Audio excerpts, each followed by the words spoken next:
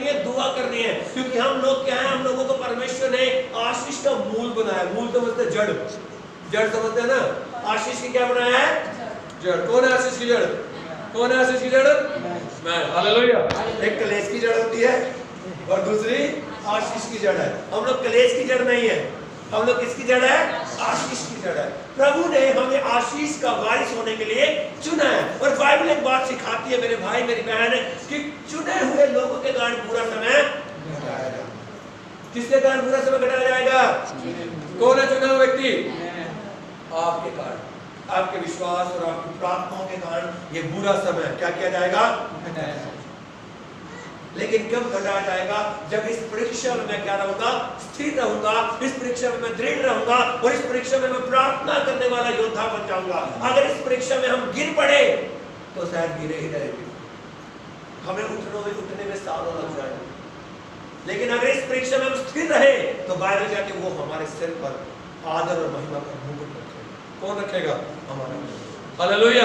इस परीक्षा में हमें गिरना नहीं है। हमें इस बात को समझना है कि इस परीक्षा के समय में हमें विश्वास में स्थिर रहना है और विश्वास के साथ एक प्रार्थना करने वाला योद्धा हमें बनना। ना सिर्फ खुद को बचा के रखना है, ना सिर्फ खुद को यीशु में जिंदा रखना है, बल्कि अपने आसपास के लोगों को भी हमें संभालना है। क्या करना है? अपने आसपास के लोगों को भी संभालना। किसकी ड्यूटी है संभालना? पादरी की ड्यूटी नहीं है। किसकी ड्यूटी है? पादरी आपके घरों पर नहीं आ सकते, नहीं आ सकता ना। लेकिन कौन जा सकता है? आप लोग जा सकते हैं अपने मसीह भाई बहनों के घर पे। और लोग जो दुख में हैं, जो पीड़ा में, जो समस्या में है, जिनके पास कोई आशा नहीं है, कहिए ना, आप उसके पास एक आशा का बीज लेके जा सकते हैं। क्या है आशा का बीज? यीशु, यीशु का वचन, उसके ऊपर विश्वास, उसके लिए हम जो प्रार्थना करते हैं वो आशा का बीज है जो हमें ताकत देता है, जो हमें बल देता है। मेरे भाई मेरी बहनों, हम इस बात को समझने की, इस बात को जानने की, इस बात को मनन करने की जरूरत है कि परमेश्वर ने मुझे इस जगह में इसीलिए ठहराया कि मैं दूसरों के लिए आशीष बन जाऊं। मैं दूसरों के लिए, आपको दूसरों के लिए आशीष बनने की जरूरत है। अगर आप दूसरों लोगों के लिए आशीष का कारण नहीं बन पा रहे हैं तो आपको फिर भी अपने आप को जांचने की और परखने की जरूरत है कि मैं एक सच्चा मसीह हूं। अगर आप इस परीक्षा के समय में गिर गए तो फिर बहुत दुख की बात है कि आप मसीह में मजबूत नहीं हो, आपके भीतर जड़ नहीं। और बाइबल कह रहे तुम किसकी जड़ हो? कलेश की जड़ हो।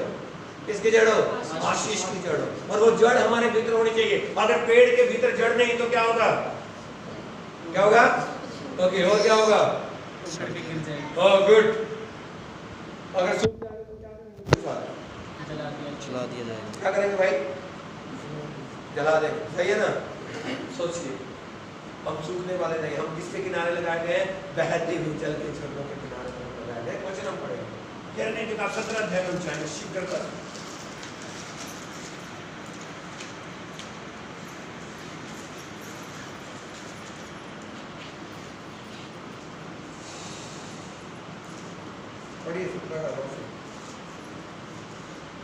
मन तो सब वस्तुओं से अधिक धोखा देने वाला।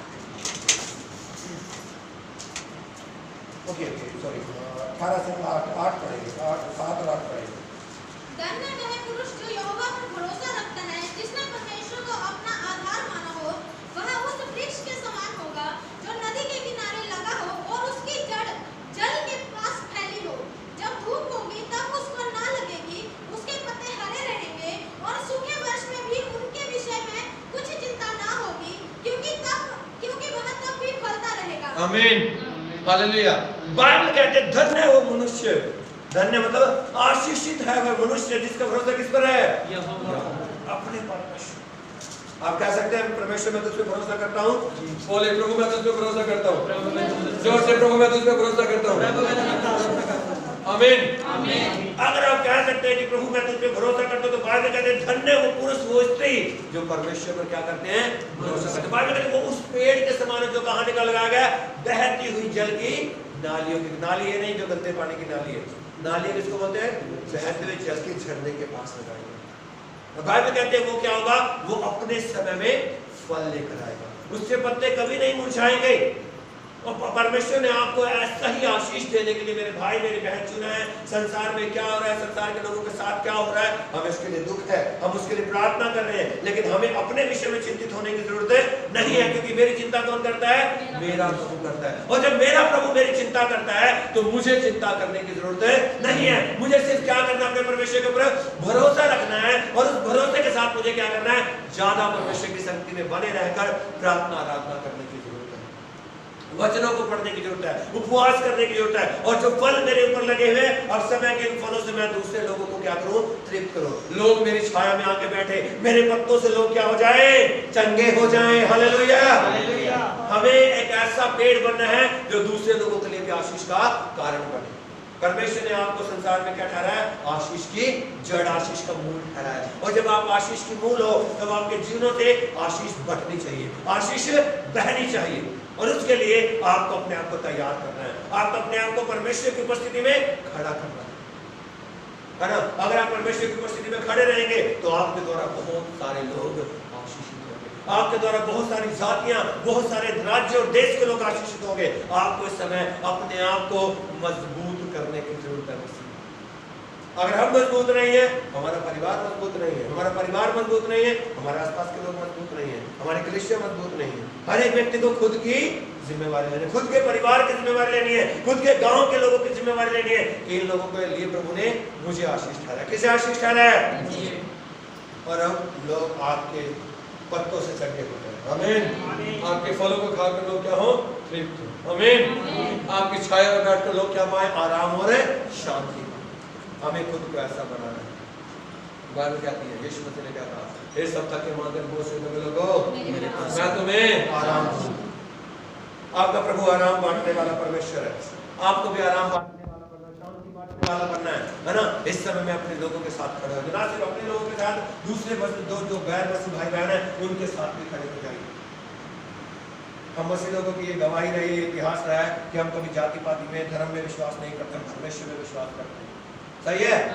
और हमें हर एक व्यक्ति के साथ खड़ा होकर उसकी मदद करने की जरूरत है। प्रभु का वचन कहता है, धन्य है वह पुरुष जो यहोवा पर भरोसा रखता है और जिसने परमेश्वर को अपना आधार माना हो।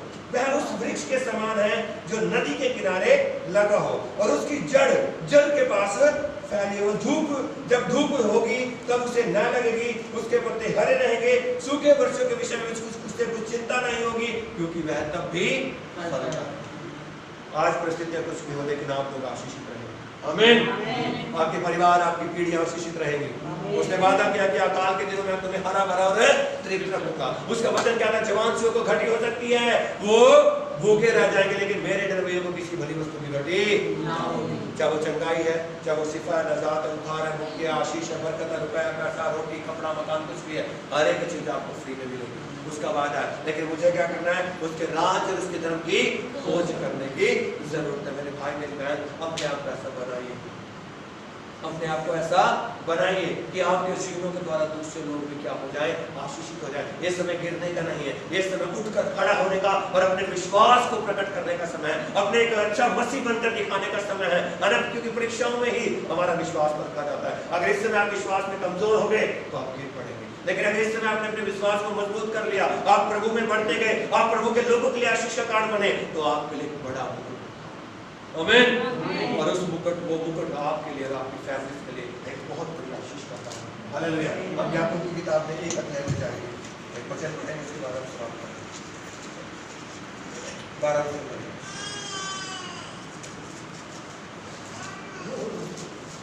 धन्य है वह पुरुष जो परीक्षा में स्थिर रहता है, क्योंकि वह खरा निकलकर जीवन का वह मुकुट पाएगा जिसकी प्रतिज्ञा प्रभु ने अपने प्रेम रखने वालों से की है। आमीन। क्या कह रहे प्रभु का मतलब? धन्य है वो मनुष्य जो परीक्षा में क्या रहता है? स्थिर रहता है, और वो खरा निकल कर क्या पाएगा? वो मुकुट पाएगा जीवन का, जिसकी प्रतिज्ञा परमेश्वर ने अपने प्रेम करने वालों से की है। परमेश्वर ने आपसे प्रतिज्ञा दिया ना कि मैं तुम्हें अनंत जीवन दूंगा, मैं तुम्हें आदर महिमा का मुकुट दूंगा, मैं तुम्हें जीवन का मुकुट दूंगा। वो कब मिलेगा? जब हम परीक्षाओं में स्थिर रहेंगे, परीक्षाओं में खड़े रहेंगे, जब हम परीक्षाओं में भी अपनी परीक्षा का सामना करेंगे। हम हार नहीं मानेंगे, हमें हार नहीं मानना है। इस समय मेरे भाई मेरी बहन, हम में से हर एक व्यक्ति को विश्वास के साथ प्रार्थना करना, विश्वास के साथ बाइबल पढ़ना, विश्वास के साथ उपवास करना, विश्वास के साथ चर्च में आना, जो समय आपको देगा उसके अनुसार आना, विश्वास के साथ लोगों को विश्वास के साथ प्रभु में बने रहने की आप लोगों को जरूरत है। आप ज्यादा विश्वास कर लीजिए, प्रार्थना कर लीजिए, अपने दुखों को पीड़ाओं को देखना बंद कीजिए, इन परीक्षाओं को देखना बंद करके यीशु पर अपनी आंखों को लगा लीजिए। यीशु आपको सक्षम योग्य है हर एक परीक्षा से बाहर निकालने के लिए, आपको आशीषित करने के लिए, आपकी पीढ़ियों को आशीषित करने के लिए, आपको उठाकर खड़ा करने के लिए, आपको आशीष का मूल बनाने के लिए वो तैयार है। क्या आप तैयार है विश्वास करने के लिए? क्या आप तैयार है उसमें बने रहने के लिए? क्या आप तैयार है उसे पुकारने के लिए? यदि हाँ, तो वो आपको आशीष का मूल बना देगा, आपको दूसरे लोगों के लिए भी आशीष का वो कारण बना देगा। आज हमें छोटी छोटी आशीषों के लिए, छोटी छोटी चीजों के लिए परेशान होते हैं, लेकिन आप परेशान होना बंद कीजिए, खुदा के साथ वफादार होना वफादार बनकर चलना शुरू कर दीजिए, बाकी चीजें आपके पीछे पीछे। आमीन। तू मेरे राज और मेरे धर्म की खोज करिए, वस्तु तुम्हें हर एक जरूरत हो, आपकी जरूरत का कोई भी सामान है, चाहे शारीरिक है, आत्मिक है, भौतिक है, स्वर्गिक है ना, चाहे संसारिक, हर एक जरूरत प्रभु आपकी पूरी करे। सिर्फ विश्वास करें, विश्वास के साथ प्रार्थना करें, खुदा बता सकते आशीष। आमीन। आइए अपने आप को बंद करें, धन्यवाद का प्रभु तेरे बेटियों को लेकर तेरे पास आते प्रभु, अपने तमाम बच्चों को देख प्रभु, इनको छू ले प्रभु, तूने इनको आशीष का वारिस होने के लिए, आशीष का मूल होने के लिए चुना प्रभु। और तेरा वचन कहता है धन्य वो पुरुष जो परमेश्वर पर भरोसा रखता है, सच में तुझमें भरोसा रखे हुए प्रभु, तेरी हजूरी में, तेरी उपस्थिति में ये लोग आए प्रभु। अब इन्हें अपनी आत्मा से, अपनी शक्ति और सामर्थ्य से बदले, अपने रूह का मसा इनको दे प्रभु यीशु मसीह से, ये अपनी परीक्षा में स्थिर रहे प्रभु, और तो आशीष का मूल, आशीष का श्रोता ये लोग बन जाए और दूसरे लोगों के लिए आशीष का कारण ठहरे प्रभु। बहुत सारे गिरोह को उठाने वाले, अंधकार में बैठे हुए बोले ज्योति के समान आसमान चमकने वाले हो जाए प्रभु। ये लोग तुझ में और तुझ में बढ़ता जा, दया कर 100 गुना फल दे। मसीह यीशु नासरी के नाम से मांगते पिता, सुनो। आमीन। फिर से आमीन। हालेलुया।